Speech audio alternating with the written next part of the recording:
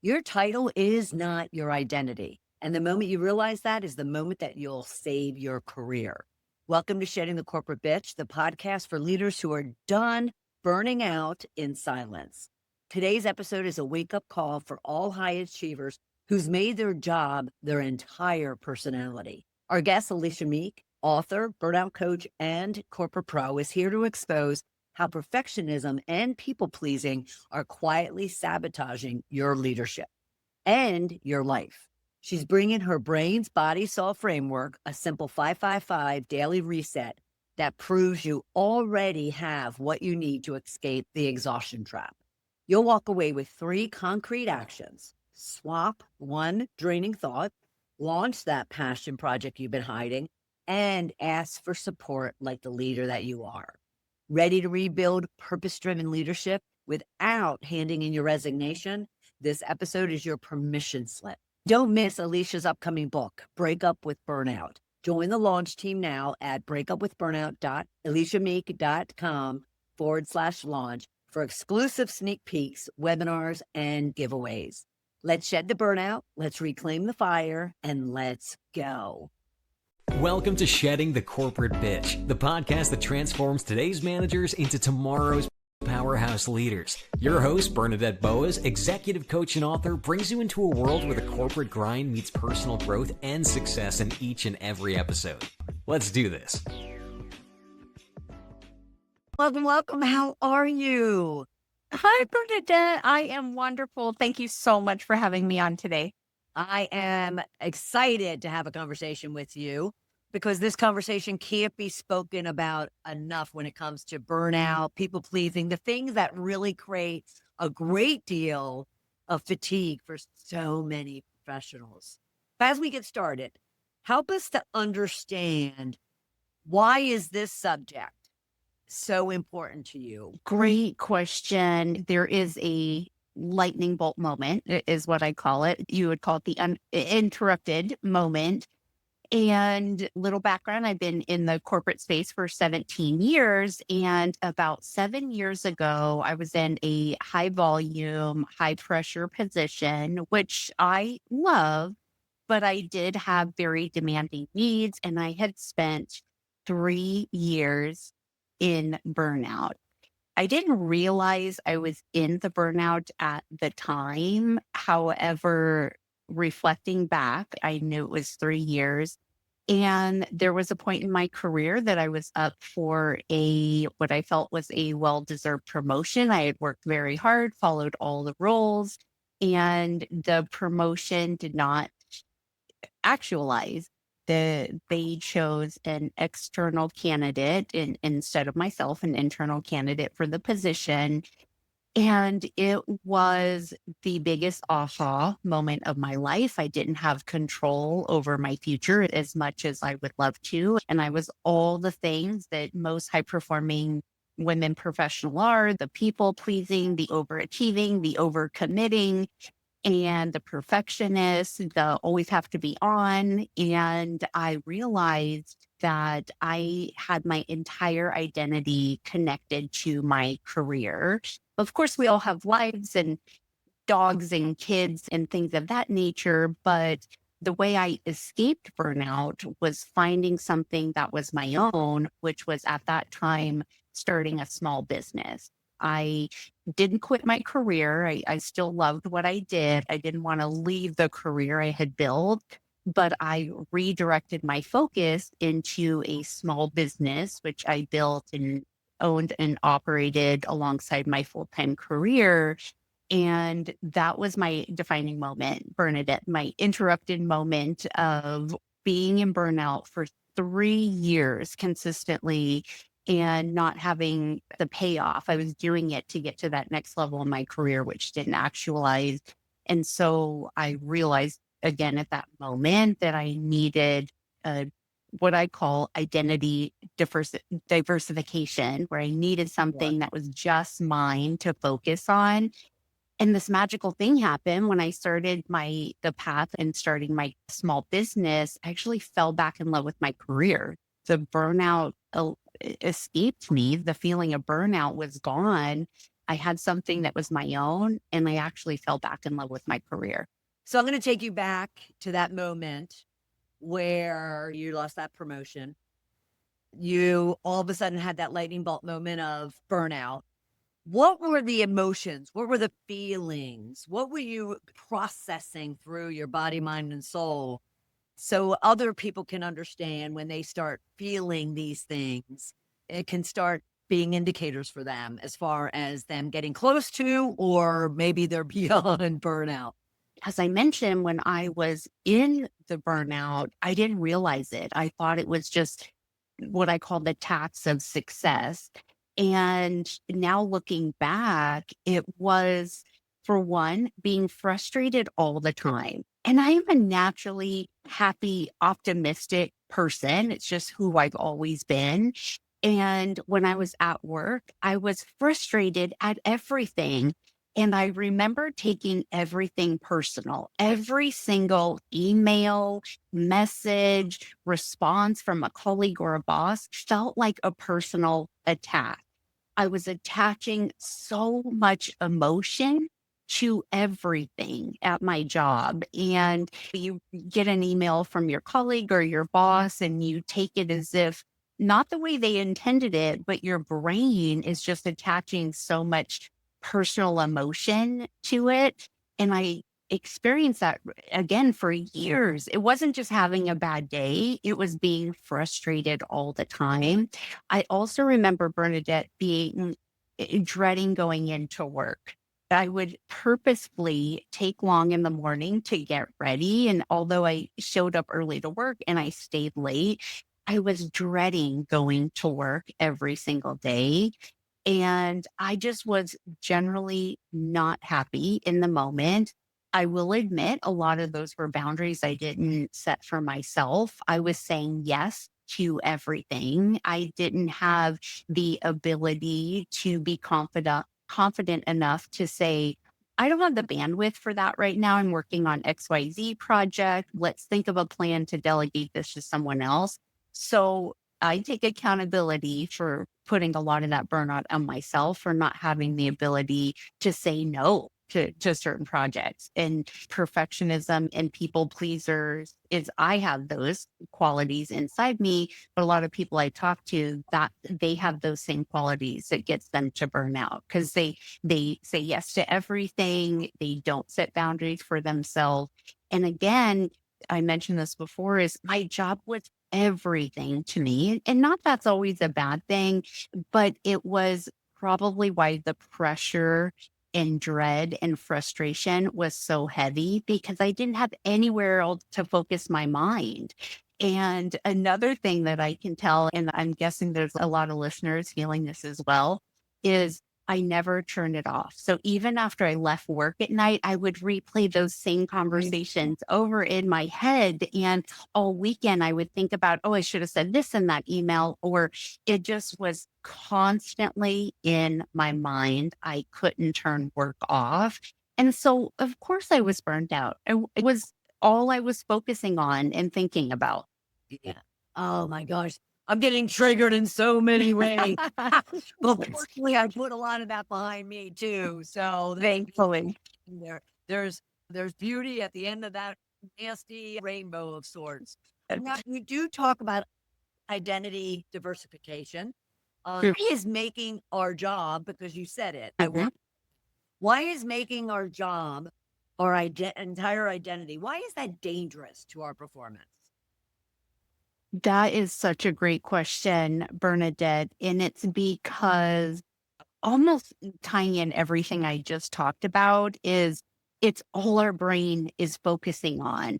We don't ever take a break. Even when we take a break and take PTO or take vacations over high achieving professionals, they focus on their job their entire time. They're on vacation or on PTO. So it's dangerous because you never turn it off. You have nothing else to focus on. And why I feel that when I started the passion project, which was my side business, it gave me relief because I had something else that took up focus in my mind. It wasn't my eyes open in the morning and I was immediately thinking about my job. And then when I left work in the evening, I was thinking about my job all night long. So to me, it is dangerous in the fact that you don't have anything else that you think about. And then that's why not you, but we are attaching so much emotion and personal attachment to every little thing that happens at work because we don't have anything else to focus on. It's our entire identity.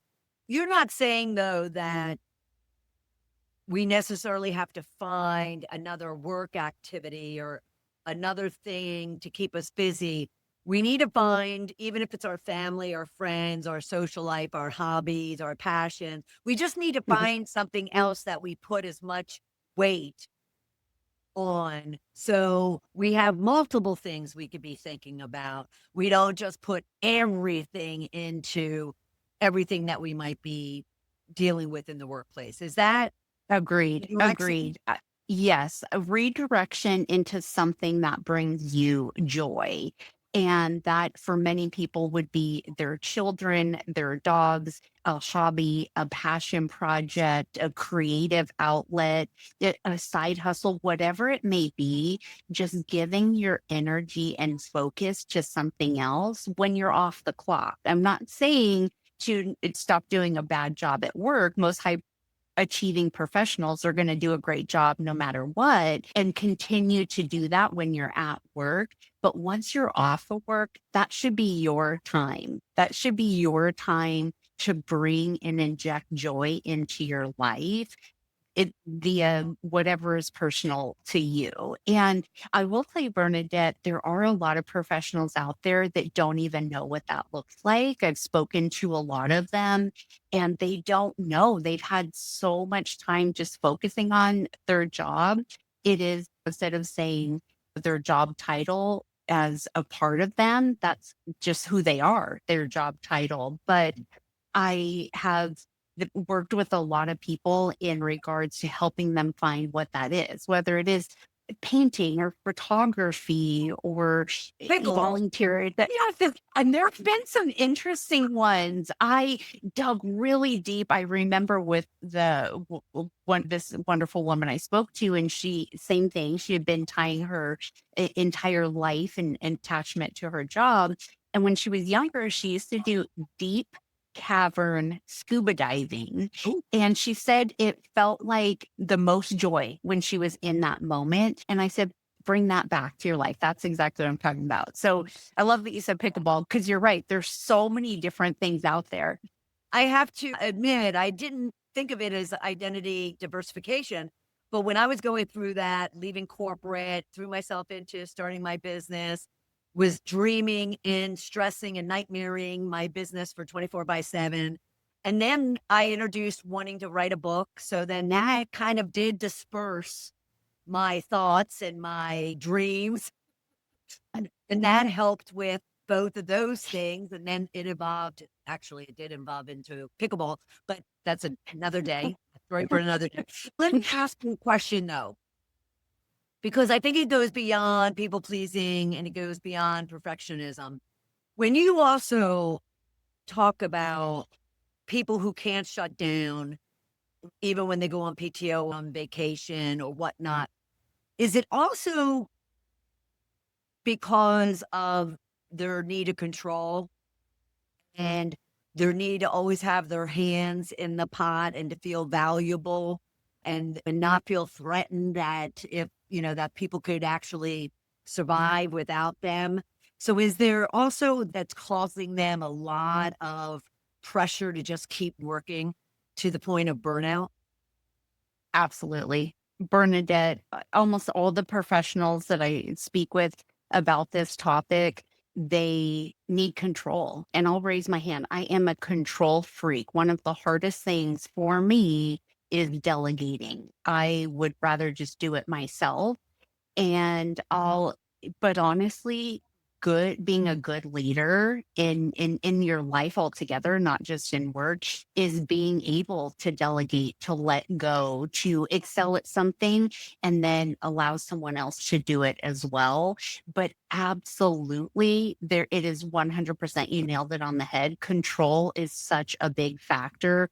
And especially when you've been doing it for so long, you have that feeling of, to your very point of, I can't stop. I have to keep doing. I have to do it myself. I don't want to lose that perception. If I say no to this project, then I may not be looked at as a team player anymore, or it may look like that I'm not performing at the top.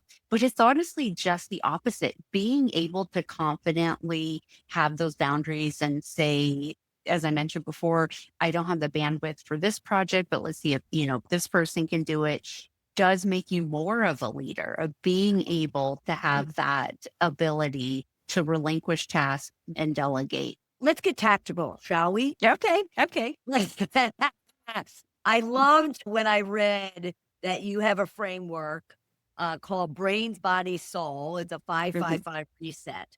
So, what does that look like, and how can we, as listeners and viewers, how can we leverage that? Say on a Tuesday morning when everything is going awry already, and it's only Tuesday, and our calendars are packed and we're running behind. How can we use a tool like this? If you could explain it and then how we can use it. Absolutely. Absolutely. I love that we have, as humans, everything we need to create success or change our mindset. And I think it's interesting that everything happens in our minds first. So our feelings, our emotions, everything is going on in our minds. So what helped me, the framework I built, as you mentioned, brains, body, soul, the way it actualizes in practice is first focus on your brain. So realize that you have the ability to choose one thought over another. So if you have a thought coming in that is, as I mentioned before, this email has frustrated me. I have a full calendar. I don't have time to deal with this right now. The 5-5-5 reset, you spend 5 minutes on your brain, 5 minutes on your body, and 5 minutes on your soul. And that's just the kicker offer. But you spend 5 minutes in your brain taking the thought out that you don't want and putting in thoughts that you do. So instead of in your brain saying, I'm too busy, I don't have time for this, is frustrating, redirect those thoughts to a positive outlet. So I manage my own calendar. I have the time, the ability to set boundaries for the appointments that I have. I'm right where I'm supposed to be. I control my mind, therefore my emotions. So you just tell yourself in your mind, and people that are control freaks like myself love it, controlling your own mind to the thoughts that you want. So you spend 5 minutes on your mind redirecting those thoughts before you start to spiral. And then your body, we're actualizing in the 3D world, you put it into motion. So whether it's sitting down with a good book for 5 minutes, getting up, doing some stretches. I do squats every single day because I sit at a computer all day. So my 5 minutes is doing squats at my desk. Take your dog for a quick walk, just spending 5 minutes focusing on your body and then your soul. What makes you feel good on the inside? And that could be finding out what those hobbies are that you're going to redirect your focus in, looking at cute dog videos or whatever. And that's speaking to me, but whatever makes you, and you too, Bernadette, I know. But whatever makes your soul feel good, you want your brains, your body, and your soul to be in alignment. Brains, body, and soul is you have control of all three of those. And that is what will take you from that burnout feeling into a productive, successful, relaxed, aligned feeling. Yeah, just you explaining it got me all, oh, good. And not only that, but I think you touched on something that is a valuable tool even over and above your 555. And that is for those of us who are control freaks, the fact that we can put that strength Mhm. work for us as opposed to against us by controlling our mind, body, and soul. That's awesome. I know, We take control. Use that. don't Yes, such have to a do great point. completely. We can use it to our advantage in certain things and controlling our thoughts. Trust me, that is a challenge in itself, but it is very doable and very valuable. What do you say? Bernadette, that couldn't be more the truth. I want to scream that from the rooftops. And let me tell you, I spent the last 7 years learning how to control my mind and my thoughts, therefore my emotions and my reality. And I still have days where it is so extremely hard to overcome those negative thoughts. But it does work. It does work. There are times where I have a thought come in my head and I immediately can control it and tell my own brain, I don't want to think that. And I'm going to think this. And it's so weird. And I talk that just, it's so funny. I talk with a lot of professionals about we operate on autopilot. A lot of things we do are just routine. And I tell people, you own your brain, but you have to be able to control it. And people always say, of course I control my brain, but for most days, you don't control your brain. You have to practice controlling. But once you do and you have that ability, it is life changing. It It, really is. it really is. And yet, 15 years ago, had we had this conversation, I would have been like, what is this woman talking about? I was, I had no clue. But the point of Yep. that comment is we can always learn how to change our minds, influence what we're thinking, and alter and shift our brain, body, and soul. I absolutely love that. Now, there was one thing I read about your work that I definitely wanted to ask about, and that is you recommend that someone, especially if they are going through burnout and stress, that they ask for support strategically, though. They go and identify one person. It could be a friend, it could be a mentor, it could be a manager, and they really just make one request to them as far as how they can support that person. Why do you see that to be so valuable? One thing I've learned is that breakthroughs rarely happen alone. They really do. And honestly, going back to what we were just talking about, being able to control our own minds is incredibly hard on its own. I definitely suggest and recommend to seek what most people call an accountability partner, someone that you can trust to keep you accountable for taking the actions that you want to deliver on the reality that you want. And there should be one person in your life, and I want it to be someone that is probably a professional and not someone that you have to pay for. It could be a counselor, a manager you work with, a mentor, a coach, just someone that will keep you accountable no matter what. And yes, just like setting a goal, you wanted to have something very specific in mind with an end result. So if I came to my mentor and I said, for the next 7 days, keep me accountable every day at 12 noon to do 10 squats. Get me out of my chair, get me out of my mind. And so that mentor every day would call me, video call me at noon and say, get up and do those squats. Now, most of the time, your friends and family, they love you so much. And if you said, I don't want to do it today, they probably say, okay, I'll come back tomorrow. Which I love them for that. I love them for that. But not saying they can't be your accountability partner, but for the most part, that's why I recommend a professional or someone that will keep you accountable no matter what. Yes. And that always finding help and being accountable to another human will make you want to do and keep through on what you just or setting up your goal to do. Other things that they could be asking, making a request for support on is help me set boundaries, help me to say no, help me not to be, Mhm. help me to recognize that I could be imperfectly perfect as opposed to thinking I need to be perfect. Those are some things as well that they could use, correct?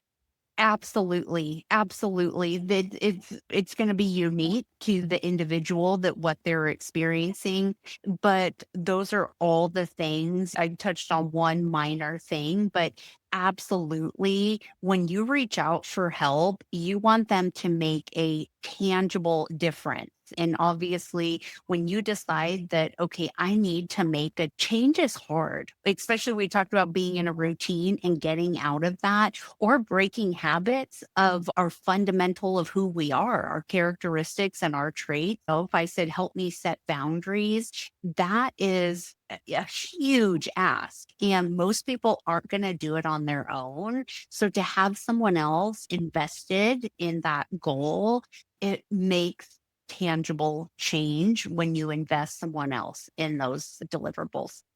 Yeah, I love you. I'm going to make sure that we throw your quote out there. Breakthroughs rarely happen alone. It is true. And so I know a lot of our audience, they are very prideful. They don't like to ask for help and support. However, they're also powerhouse leaders. Mhm. So they just need to recognize that they deserve to ask for help and that breakthroughs do not happen alone. I love that. Love that. All right. So obviously, you are living proof that you can find purpose driven work beyond what it is that you're doing, or you can transform the work that has been burning you out into purpose driven work again. And what would you recommend one micro step, one small step? I believe in small steps lead to big results. What could Absolutely. Absolutely. leaders and viewers do, today, if they are to that point of burnout? What could they do to really turn their work into more purpose driven, happy work that they enjoy? The first thing I would encourage you to do is to identify what brings joy into your life. We had talked about redirecting your focus into a hobby, a passion project, a creative outlet, whether that's family or painting. There's so many different ways you can go through it. And I know that your listeners, Bernadette, are probably thinking, I'm already so jam-packed in my life. How am I going to add one more thing? But again, that's where the boundaries coming in. Being able to say no to one thing allows you to say yes to yourself. So the one micro act today, and it could take 10 to 15 minutes, but get a notepad out, or you could do it online and write down what brings you joy. What act can you do? And to your point, micro steps, you could be doing it for 15 minutes. You could tomorrow Google, where can I go play pickleball? To your example. So pick a joy. And even if you don't know what that is, you could write 3 or 4 down and try them out. But it is the first step in finding something else to focus your mind on. And it makes a huge shift, even if it's only 10 minutes, but you could find that one joy. And then you little by little start introducing it into your life. And little by little, that allows you to escape burnout. I promise it works. Woo, woo. We're all going to find joy in our work. Wow, this has been great. Elisha, thank you so much for taking part. I want to mention to everyone, please check her out and all the work that she does at ElishaMeek.com. That's Elisha, MEEK, Meek.com. You can also follow her on Instagram. She makes it really easy. It's Elisha Meek, as well as on LinkedIn. And lastly, join her launch team for her upcoming book to receive weekly emails with sneak peeks, webinar and podcast announcements, giveaways, and pre-order information, and so much more. You can join at breakupwithburnout.elishameek.com/launch. That's breakupwithburnout.elishameek.com/launch. Join. Why not? Learn how to overcome burnout before it overcomes you. Elisha, thank you again. This has been fantastic. Thank you, Bernadette. I've had the most fun chatting with you today. I don't know about you, but I related to so many of those things that Elisha talked about, Elisha Meek of Elisha Meek Coaching. And I hope you enjoyed the conversation. I am certainly walking away with the one statement she made toward the end, all around breakthroughs rarely happen alone. Because I'll often get into a headspace of, I have to handle this myself. None of us can and should work toward our goals and our dreams all alone. We definitely need to rely and lean and fall back on other people around us. And her 555 brains, body, and soul framework. What a simple but powerful way to shift our mindset, to shift how we're physically feeling, let alone emotionally and mentally and spiritually feeling.